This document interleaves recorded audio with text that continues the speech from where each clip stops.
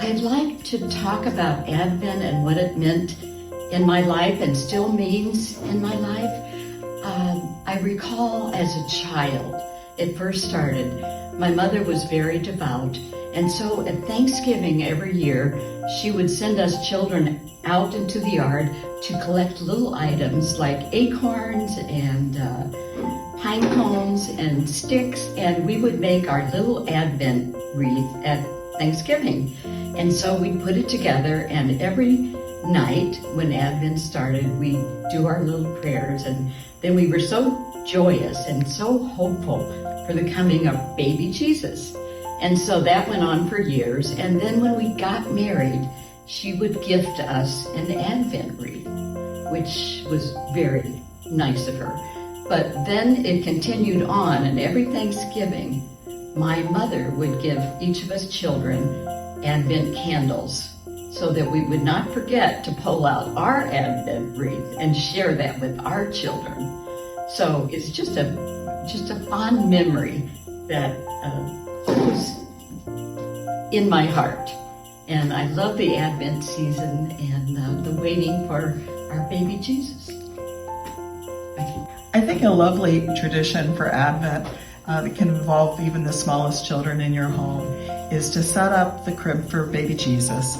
And every child wants to make a nice soft bed for him. So every time they do something kind for someone else, allow them to put one piece of straw into the crib so that by Christmas morning, there's a beautiful, fluffy, comfy bed for the baby to lie in. This year for Advent, I really want to keep it simple. When our kids were little, it was a very joyful time, and I have a lot of fond memories of that. But this year, I intend to focus on the second coming of Christ. We don't know when that's going to be, but we must be prepared. That's where my focus will be this Advent. I'm going to spend quiet time with Christ every morning. I'm going to listen to the promptings of the Holy Spirit, and I will share my faith at every opportunity that avails itself to me. I've discovered that you don't have to be an apologist to tell people what Christ has done in your life, and that's what I intend to do. I intend to examine my heart. I will forgive anyone in my life that I need to forgive. I will go to reconciliation, and I will accept Christ's forgiveness and be grateful.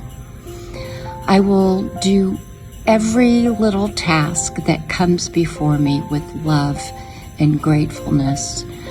I will pray for Father O'Brien. I will pray for our bishop. I will pray for our church. I will pray for our Pope.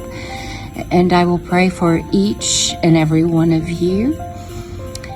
And I wish you all a very happy and holy Advent.